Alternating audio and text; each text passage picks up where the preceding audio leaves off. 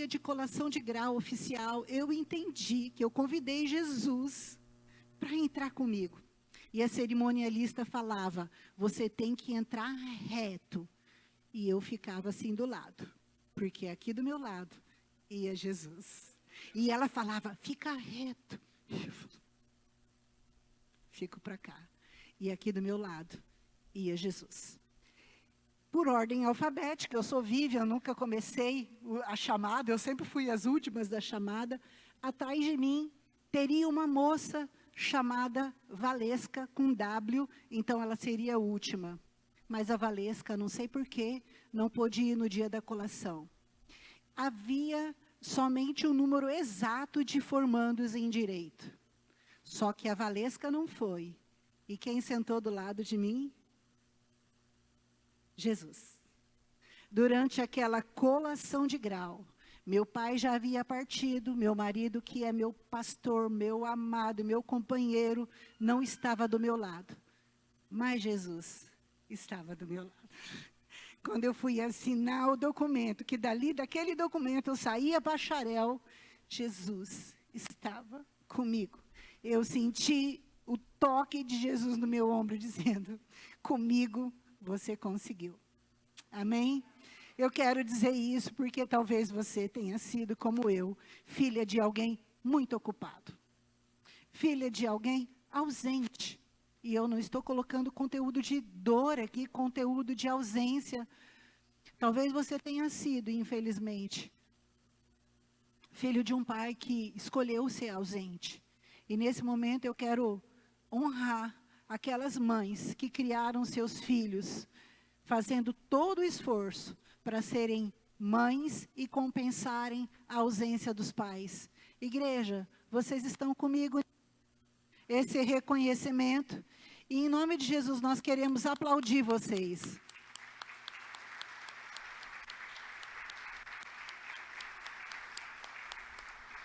Se é difícil para um casal, é difícil para uma mulher. Mais difícil ainda, se foi por conta de um divórcio, se foi por conta de um afastamento, se foi por conta de uma morte, não sei o que foi, mas eu quero registrar aqui em nome de Jesus, a nossa honra àquelas mulheres que lutaram sozinhas. Eu quero registrar a nossa honra, e Deus estava com o Senhor, quando o Senhor falou sobre padrastos que foram pais, sobre avós que foram pais espirituais e pais emocionais, e a honra a todos esses homens que, com amor, com dedicação, se colocaram no lugar do pai. Talvez não conseguiram ser tudo aquilo que um pai precisa ser, mas amaram e cuidaram. Amém? Vamos à palavra? Vamos à palavra. Vamos abrir a Bíblia no livro de Jó, capítulo 1. Nós vamos ler mais do que alguns capítulos, mas já cumprimentando nossos pais, os biológicos, os adotivos, aqueles que exerceram seus papéis, as mulheres que cuidaram mais do que era o planejado por Deus, nossas honras, mas nós queremos agora trazer uma palavra de compromisso. Amém? E o livro de Jó, no capítulo 1, Deus escancara o exemplo de um homem que traz muitas reflexões para nós e, quiçá, muito comprometimento. Amém? Sentados e reverentes como os irmãos estão, nossa querida vai projetar, Bianca, e diz assim a palavra: havia um homem na terra de Uz, cujo nome era Jó. Atenção, meus irmãos, este homem era íntegro e reto. Temia a Deus e se desviava do mal. Vamos juntos? Este homem era íntegro e reto. Temia a Deus e se desviava do mal. Nasceram-lhe 7 filhos e 3 filhas. Tinha ele 7.000 ovelhas, 3.000 camelos, 500 juntas de bois, quer dizer, pares de bois, então coloca aí 1.000 bois e 500 jumentas. Também ele tinha muitíssima gente a seu serviço, de maneira que este homem era o maior de todos os do Ocidente. Versículo 4, os filhos dele iam às casas um dos outros filhos, e faziam banquetes, cada um por sua vez. Significa que cada um, uma vez, arcava com a festa, era o anfitrião, e fazia uma festa gostosa para os seus irmãos, e mandavam convidar as suas 3 irmãs, e naquela comunhão comiam e bebiam com eles. Quando se encerrava um ciclo de banquetes, Jó, o pai, chamava os seus filhos e os santificava. Vamos juntos? Chamava os seus filhos e os santificava. Então, além daquele evento que ele tinha com os filhos para santificar os filhos, em outro momento, agora, de madrugada, o verbo agora é no singular, ele oferecia, ele, pai, oferecia na qualidade de sacerdote da família, holocausto, segundo o número de todos eles. Pois Jó pensava assim, vai que talvez meus filhos tenham pecado e blasfemado contra Deus em seu coração. Então Jó fazia isso continuamente. Amém? Lendo essa palavra, queridos, Deus falou muito ao meu coração. Fala ao seu também? Fala ao seu? E eu quero dizer assim, que de tudo que Deus criou, a obra-prima da criação de Deus foi a família. Amém? Você vai lá em Gênesis, Deus criou Adão, está tudo jóia, mas da Adão estava incompleto. Aí da costela de Adão, olha só, já estou trocando os pares. De Adão, Deus formou Eva, e viu que tudo era bom. Deus criou homem e mulher, e os uniu. E dessa união surgiram o quê? Um pai e uma mãe. Quem criou a paternidade, gente? Deus. Paternidade é algo de Deus. É um planejamento familiar de Deus. E também surgiu uma mãe. Então, da união de um homem e de uma mulher, só depois dessa união que Deus fez simbolicamente lá no Éden, surgiu um pai e uma mãe. Tarefas distintas inicialmente, mas firmados na mesma missão. Vamos juntos? Tarefas distintas, mas a mesma missão. A mulher cabia gerar. Cadê a Milene? Cadê a Milene? Gente, Milene está tão linda, linda, linda. Eu estava olhando aqui Milene com aquela barriga linda dela. Linda, Milene. Ei, papai, que linda sua esposa, gerando um filho. Ali dentro tem a Ana Liz, não é isso? Princesa que nós já amamos. A Eva cabia gerar, depois amamentar. Ela não precisava ter grande força nos músculos, porque essa tarefa era de Adão. Sim ou não? Essa era a tarefa originária para as famílias. E aí eu quero caminhar com vocês para o valor da paternidade ativa. Pode mudar, minha querida?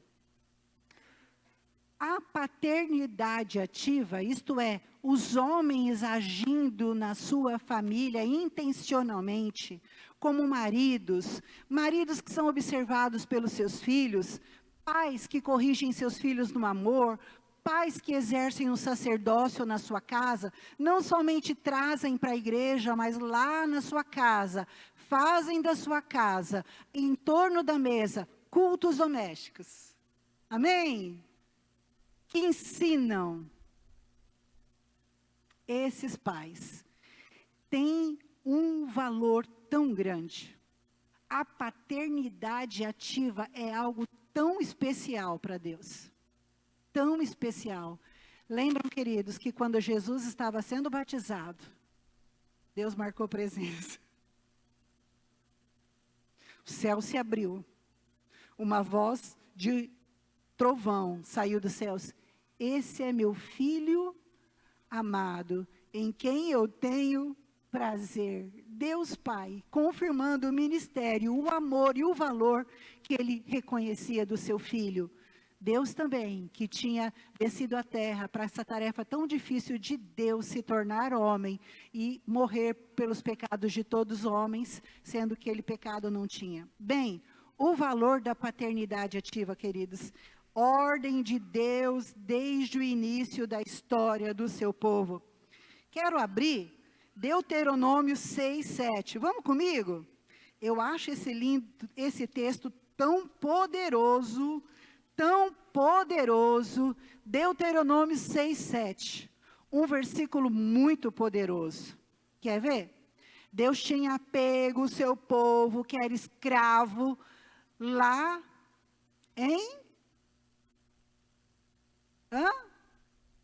no Egito. Escravo tem direito a ter costumes? Escravo tem direito a valores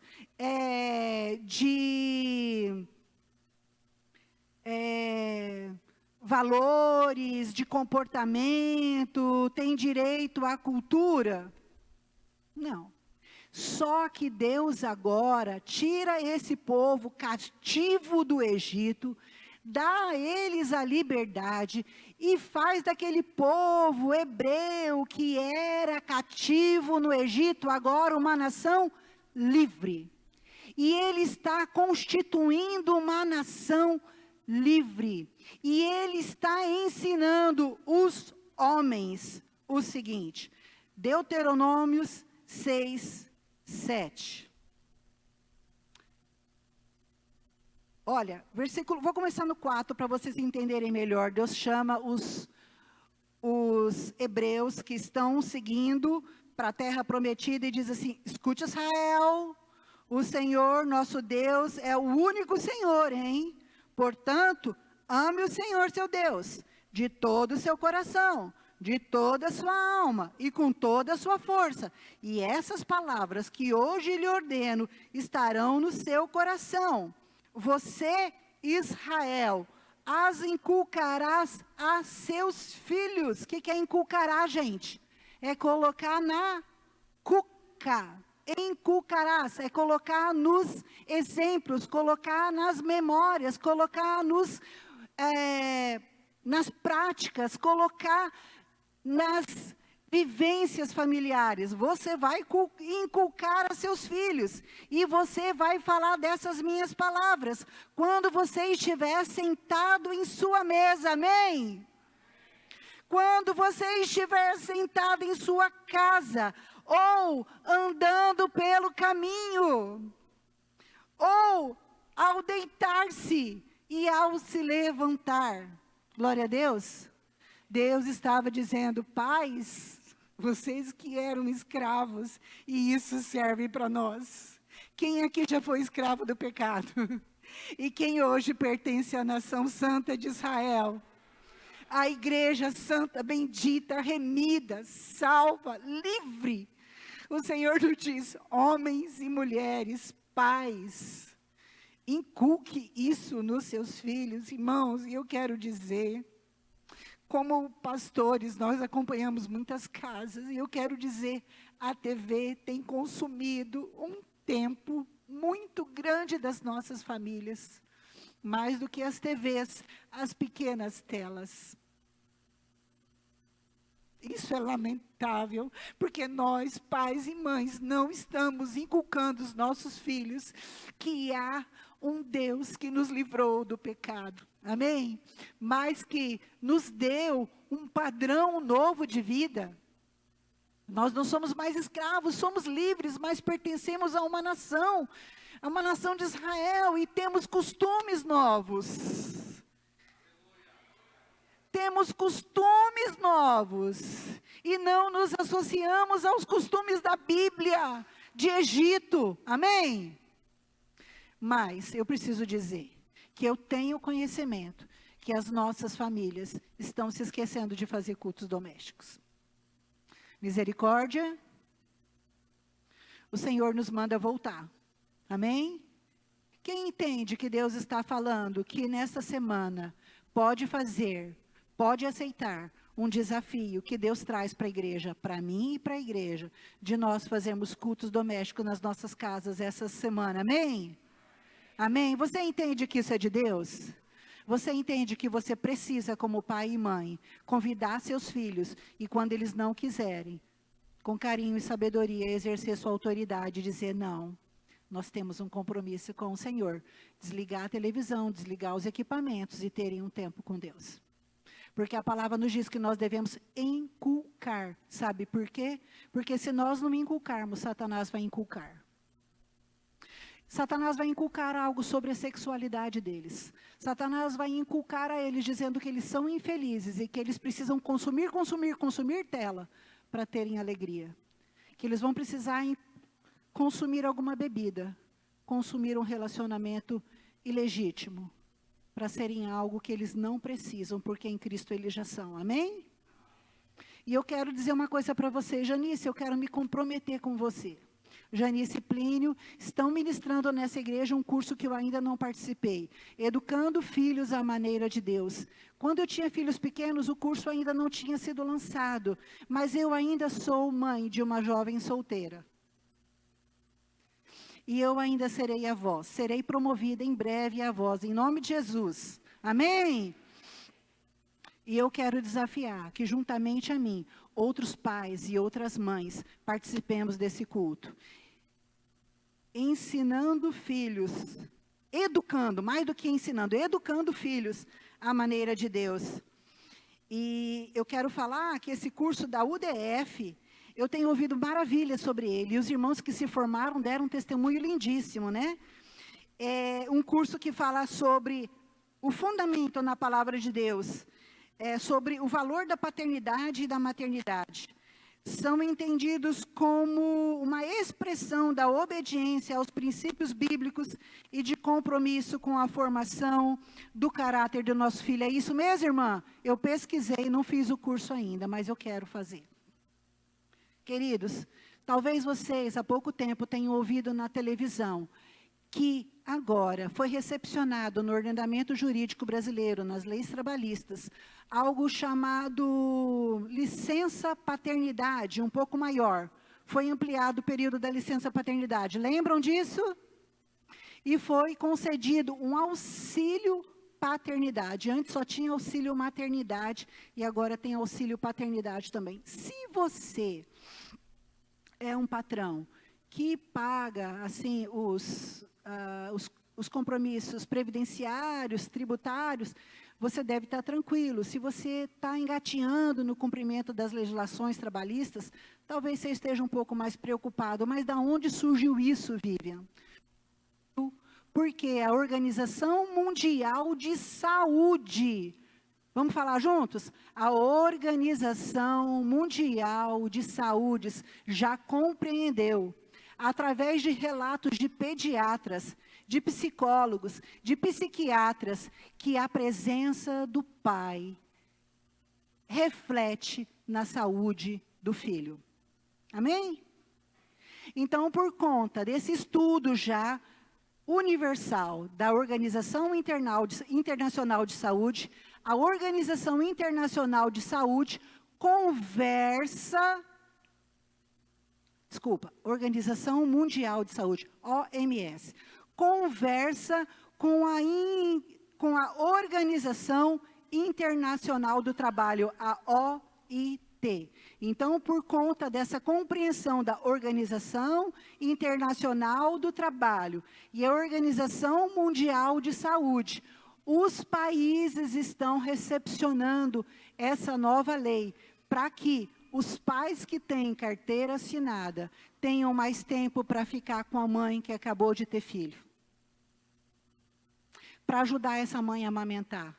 Para cuidar dessa mãe quando ela está ali na licença paternidade, sentindo tanta dor no seio, sentindo tanta dor. Se ela teve parto normal, melhor ainda. Se ela teve parto cesárea, ela está passando por algumas...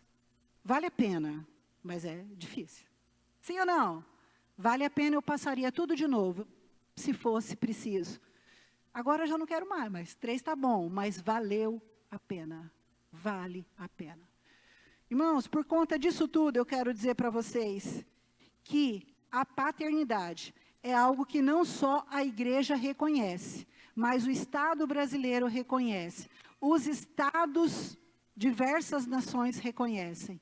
E é preciso que os pais cristãos reconheçam e exerçam a sua paternidade.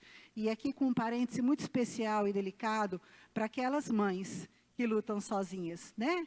Porque são guerreiras e eu penso, irmãs, que quando Paulo diz para nós cuidarmos das viúvas e das mães solo. Amém? Com todo o respeito que elas merecem. Amém? Porque não é fácil. Mas eu quero voltar para o personagem dessa noite. Quem era Jó? A palavra diz, no versículo 1 do capítulo 1, que Jó era um homem íntegro. Íntegro é porque os valores morais dele eram retos, eram íntegros, ele era honesto, ele era bom. Mas quando a Bíblia diz que ele era reto, não é só que ele pensava com retidão, mas as suas atitudes, o seu comportamento era reto. Às vezes você pode até pensar de uma forma reta, mas age torto. Mas Deus conserta essa tortura, amém? Jó era temente a Deus. E Jó se desviava do mal. Vamos fazer uma breve oração? Senhor, nos ajude a sermos íntegros, amém? A sermos retos, amém? A sermos tementes ao Senhor, amém? Que nos desviemos do mal. Jó era pai de 10 filhos. A Bíblia só fala que ele teve uma esposa, e essa esposa lhe concedeu 10 filhos. 7 homens e 3 mulheres. Então, Jó era muito ocupado, sabe por quê? Pode mudar, Bibi. Porque além de ter uma família grande, Jó tinha um patrimônio grande. Meus irmãos, a Bíblia diz que Jó foi o homem mais rico do Oriente, naquela época. Dizem os historiadores que Jó era contemporâneo de Abraão. É um texto muito antigo, uns 2000 anos, pelo menos, antes de Cristo. Exatamente a data a gente não tem. Mas, vejam bem, a Bíblia não faz referência que Jó usava algum texto sagrado. Então, possivelmente, Jó não tinha ainda a Bíblia, mas ele tinha a fé e o temor. Mas, além disso, Jó tinha dinheiro. E eu quero dizer para vocês que de ovelhas ele tinha 7.000. 7.000 ovelhas.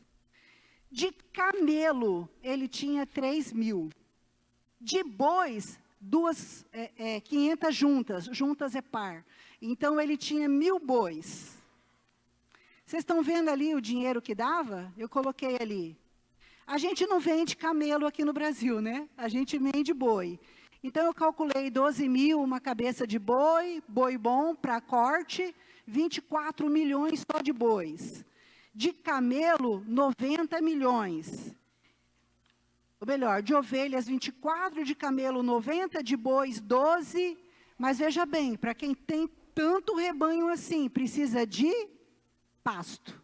Precisa de terra que tenha água. Precisa de empregado. Esses empregados precisam morar. Esses animais precisam comer, precisam migrar de lugares que tenham pasto. Então, esse homem, gente, tinha muito. E eu acredito, a Bíblia não diz que ele não pagava tributo, imposto, então ele tinha muito. Sabe o que eu quero dizer com isso? Que quando a gente é pobre, a gente tem uma tendência para humildade, sim ou não? Sim. Sim ou não? Sim. Quando a gente é pobre, a gente tem uma tendência à humildade. A gente precisa do Senhor para o alimento, precisa do Senhor para a provisão, para o aumento do salário. A gente precisa, mas quando a gente é muito rico, gente, a gente tem uma tendência a ser independente, sim ou não? Tanto é que dos 4 evangelistas, 3 citam uma palavra de Jesus, que é mais fácil um homem, um camelo passar pelo buraco de uma agulha do que um rico entrar no céu. Nós conhecemos esse texto, dos 4 evangelistas, menos João, Mateus, Marcos, Lucas retratam isso. Mas, embora Jó, sendo, posso falar podre de rico? Posso falar muito rico? Jó não era um homem mau. Jó era justo e bom. Era mais difícil para Jó ser assim do que eu e você sermos humildes. Sim ou não? Vocês entendem meu raciocínio? Sim ou não? Sim. Sabe por quê? Porque ele não precisava de favor. As pessoas precisavam do favor dele. Mas Jó conservava a bondade, a humildade e a retidão. Mas eu quero dizer uma coisa para vocês. Jó tinha uma qualidade, pode mudar, Bibi? Ele tinha uma qualidade muito especial, que eu quero destacar, que está no versículo 5. Sucedia, pois, vamos juntos? Sucedia, pois, que decorrido o turno de dias de seus banquetes, os banquetes que seus filhos faziam, enviava Jó e o santificava. Jó fazia culto doméstico. Jó orava com seus filhos. Jó questionava seus filhos. Jó conversava com eles. Ensinava sobre o que era ser temente e justo. Além disso, isso era com os filhos. Além disso, diga comigo, além disso. Mais forte. Além disso. Jó se levantava de madrugada, mas eu tenho tanta coisa para fazer, Vivian, eu tenho planejamento, eu tenho trabalho, muito trabalho no tribunal, Jó tinha agenda cheia? Sim ou não? Jó tinha agenda cheia, talvez mais cheia do que a nossa, porque ele precisava falar com aquelas pessoas que lideravam os funcionários menores, sim ou não?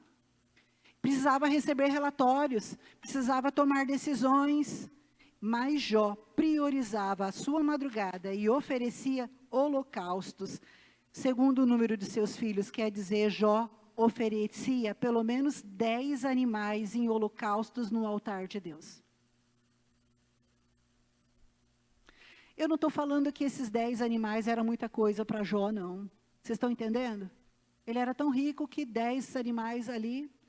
Mas é a atitude, a dependência, o comprometimento do seu sacerdócio de pai. Ele funcionava como sacerdote, se levantando cedo e priorizando a intercessão pelos seus filhos. Amém? E aí eu pergunto, nós temos feito isso, igreja? Nós temos orado pelos nossos filhos? Nós temos jejuado pelos nossos filhos. Nós temos feito culto. Mas eles são tão grandes, Vivian, mas a Bíblia não fala a idade deles. A Bíblia fala que eles tinham casas, então possivelmente eles já eram adultos. A Bíblia fala que eles tinham casas e os homens, os filhos homens, não deixavam as irmãs, as mulheres, as filhas de fora das festas. Então, eles eram tão unidos, então já não moravam com os pais. E Jó falava isso porque ele não sabia se seus filhos tinham pecado. Com medo que eles tivessem amaldiçoado a Deus, ele fazia continuamente e fazia de uma forma precavida. Com licença, irmãos, vou tomar uma aguinha. Sabe uma coisa, respeitosamente, eu preciso dizer que muitas vezes chegam pessoas para falar comigo, com meu marido, com outros pastores, para dizer, pastor, eu errei, e eu percebo que meus filhos precisam do Senhor, precisam de Deus, precisam se arrepender. Glórias a Deus, porque você está procurando ajuda, e Deus vai conceder ajuda. Mas o que Jó estava fazendo era preventivamente, antes que eles apresentassem problema. E o que a gente aprende é que nós precisamos agir preventivamente. Amém? Amém? Antes que o problema aconteça. Se o problema aconteceu, nós vamos agir. Vamos agir, Deus vai resolver em nome de Jesus. Amém? Mas se a gente puder agir antes, para evitar o problema, melhor ainda. Mas, irmãos, esse homem de Deus, esse homem santo, esse homem comprometido, ele passou por crises. Porque eu e você também estamos sujeitos a crises. Satanás procurou a Deus e pediu a Deus a permissão para tocar na vida de Jó. E Jó concedeu, e Deus concedeu. E Deus é Deus, Deus sabe o que faz, a gente não questiona Deus, mas a gente sabe que no meio da nossa dificuldade, Deus será fiel, amém? Jó passou por uma grande dificuldade, meus irmãos. Sabe, todo aquele rebanho, num dia só, ele perdeu todo aquele rebanho. Glórias a Deus? Ah, quero ver você dizer glórias a Deus com prejuízo desse. Misericórdia, né? Só que nesse mesmo dia, gente, enquanto roubavam os seus animais, os seus servos foram assassinados. Misericórdia? Misericórdia. Só que seus filhos estavam numa casa e veio uma grande tempestade, uma parecida com essa que passou pelo Rio de Janeiro, passou por Rio Grande do Sul. As tempestades passam por nós, sim ou não? E o teto daquela construção ruiu, e os seus 10 filhos que estavam na mesma festa morreram. Mesmo se nós formos fiéis a Deus, nós não sabemos os planos de Deus. Nós temos a garantia de que Deus será fiel, mas nós não temos a garantia que nós passaremos por tribulações e lutas. A promessa de Deus é que Ele estará conosco em todos os momentos da nossa vida. Amém? E Deus esteve. Mas para piorar a situação, se você abrir no capítulo 2 do livro de Jó, você vai ver que algo pior aconteceu com Jó. Jó já estava de luto, Jó já estava com prejuízo enorme do seu gado, Jó já estava dos lutos também dos seus empregados. E com a permissão de Deus, Satanás tocou na saúde de Jó. Gente, que Deus é esse? É um Deus que age como Deus e que às vezes eu e você não entendemos. Não entendemos porque as provações, mas Satanás pediu permissão. Olha que bênção, ele não toca nos filhos de Deus sem permissão de Deus. Isso é uma garantia para nós, sim ou não? É uma garantia para nós. E Deus permitiu.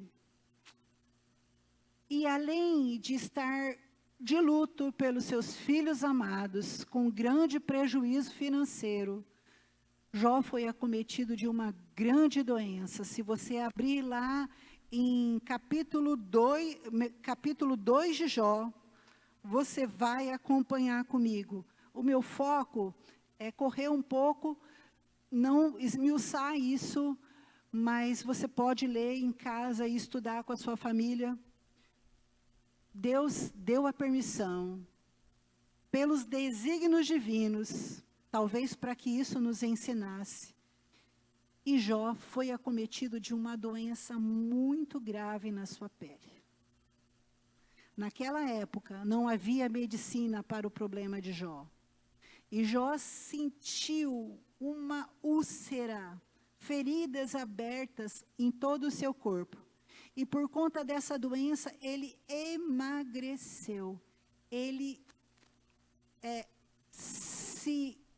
como que você, quando você fala que você murcha? Definhou, era essa a palavra, pastor, glória a Deus. Jó definhou. Vocês imaginam a depressão de Jó? Imaginam? As dúvidas de Jó, a tristeza de Jó, a saudade de Jó, a dificuldade de conseguir medicamento, médico, um tratamento. Mas ainda assim, Jó tinha uma companheira que dizia para ele: amaldiçoa esse Deus e morre, Jó, porque está difícil ver você sofrendo. Amaldiçoa esse Deus e termina a sua vida. Parecia o mais prático para ela. Eu não vou julgar essa mulher, mas eu quero analisar a minha vida e a sua. Parece que muitas vezes a morte, o suicídio, é a melhor coisa para nós. Quem já teve depressão, já pensou na possibilidade, nós queremos repreender em nome de Jesus todo pensamento de morte, amém, igreja? Todo pensamento contrário à vida, à qualidade de vida, à saúde emocional, amém? Deus tem cura. Se você se sente entristecido, falido, vencido, e como a mulher de Jó, você não vê saída, eu te digo que Jesus cura.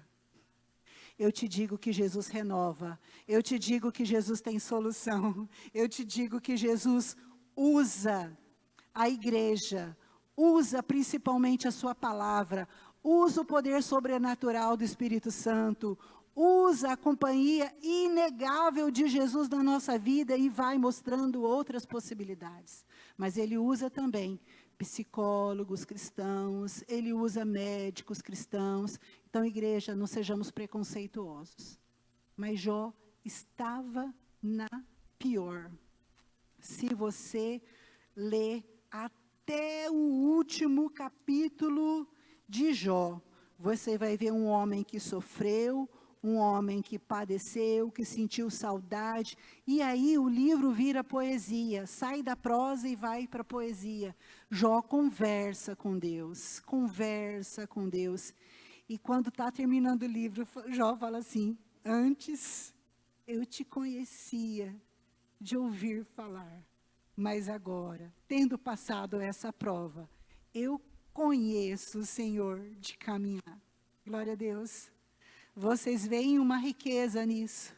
Quando tudo parece perdido, Deus se manifesta, Deus se mostra, Deus se evidencia nas nossas vidas e entra com consolo. Aquele Deus que Jó adorava e ofertava sacrifícios, de certa forma era um pouco ainda desconhecida, porque foi na fraqueza, na doença, no luto, na miséria, que Jó realmente encontrou o consolo e o cuidado de Deus. O que eu quero dizer? Você vai dizer glória a Deus? Glória a Deus. Mais alto. Sabe por quê? Porque Deus restituiu. Aleluia. Muda aí, Bianca, por favor. Deus restituiu. Vamos lá em Jó 42:10, igreja. Leia comigo.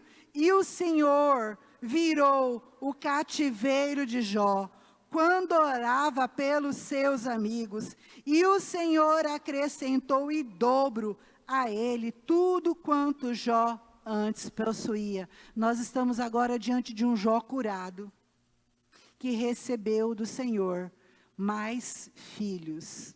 Vivian, o que você está dizendo? Que os novos filhos substituíram os anteriores? Não.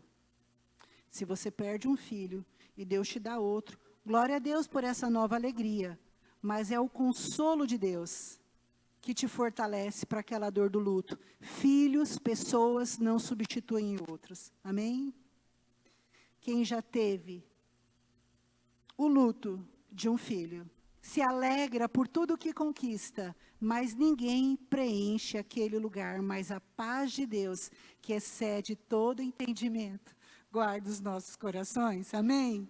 Amém pela fidelidade do Senhor. Então eu quero dizer com isso, queridos, que Deus restituiu para aquele pai o que ele havia perdido. Amém? Eu quero dizer algumas coisas para concluir. Deus curou Jó. Ele acrescentou mais 140 anos. Glória a Deus. Porque enquanto Jó viveu, Jó testemunhou pelo que ele passou e pelo que ele conquistou com o Senhor. Amém?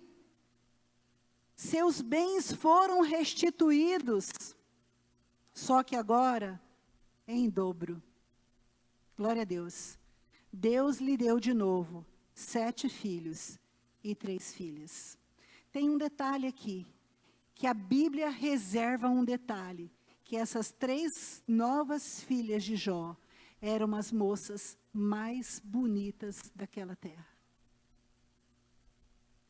Não tinham máquina fotográfica, mas a palavra de Deus não erra. Eram mulheres, moças lindas.